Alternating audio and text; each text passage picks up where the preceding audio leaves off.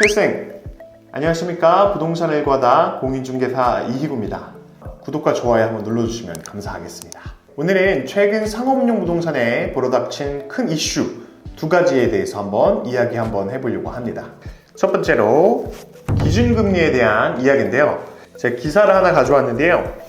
한국은행 금융통화위원회는 16일 새해 첫 통화정책회의를 열고 기준금리를 종전 3%로 유지한다 라고 발표했는데요. 작년 말 같은 경우 약 2회에 걸쳐서 기준금리를 인하해 왔습니다. 그래서 올해 초 같은 경우에도 금리 인하에 대한 시그널이 계속 있었기 때문에 대부분들 금리 인하를 할 것이다. 내수 경기가 너무 안 좋기 때문에 금리 인하를 단행할 수밖에 없을 것이다 라고 예상을 했었는데 그런 예상을 뒤엎고 기준금리를 3%로 동결을 하게 되는 그런 이슈가 있었습니다.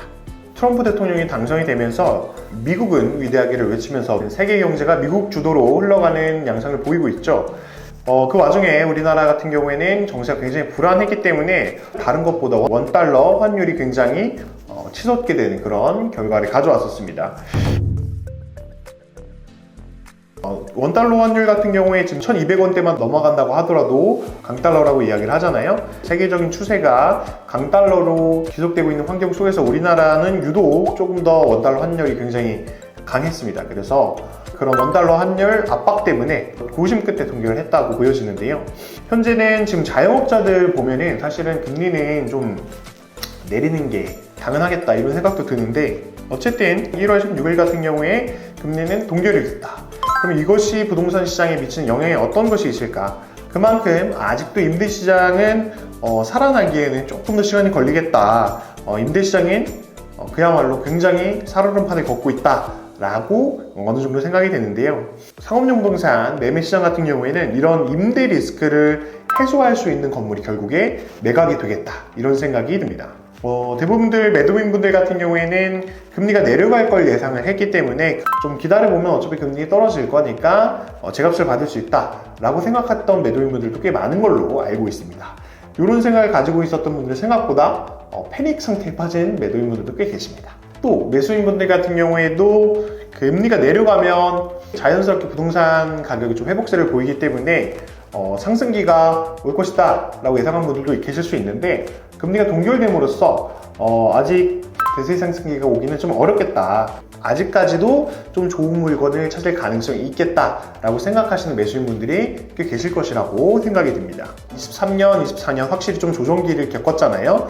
그래서 2025년 같은 경우에는 피벗의 시대라고 이야기하는 분들이 많이 있습니다. 그래서 서서히 방향성을 전환해가는 그런 시기다 라고 이야기를 하잖아요. 불확실성은 여전히 산재해 있다라고 생각을 합니다. 하방 압력이 작용을 한다면 언제든지 고꾸라질 수도 있는 그런 시기다 라고 이야기를 하잖아요. 정치적인 이슈가 될 수도 있을 거고요. 이런 중금리 때를 보이고 있기 때문에 매수인분들 같은 경우에는 이런 시기에 조금 더욱더 고민을 할 수밖에 없는 시기라는 그런 생각이 듭니다.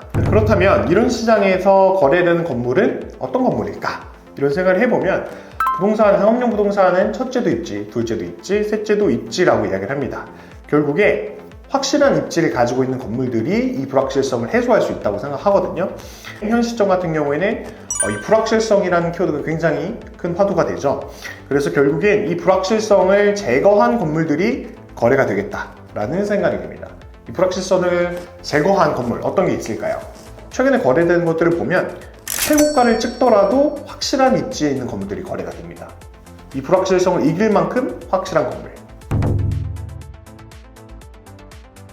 또 경기가 굉장히 어렵기 때문에 임대 시장이 굉장히 안 좋죠. 그래서 이런 임대에 대한 불확실성, 임대에 대한 리스크를 해소할 수 있는 건물, 그런 건물들이 매매가 되겠다라는 생각이 들고 더 나아가서는 이 임대 같은 경우에는 통임대 같은 경우에도 경기가 좋았을 때는 관리도 용이하고 임대료 같은 경우에도 좀 더 받을 수 있는 케이스들도 있었기 때문에 통임대가 선호가 됐지만 최근에 경기가 어렵고 불확실성이 커진 시장에서는 이 통임대조차도 한 번에 나가버리면 굉장히 리스크하게 다가오기 때문에 이런 것들도 불확실성으로 여겨지는 경우도 많거든요. 그래서 임대료가 조금 더 낮더라도 리스크를 조금 더 제거할 수 있는 한두 개씩이 나가더라도 버틸 여력이 있는 그런 건물들이 거래가 되고 그런 건물들을 찾는 경향을 보여준다라고 생각이 듭니다.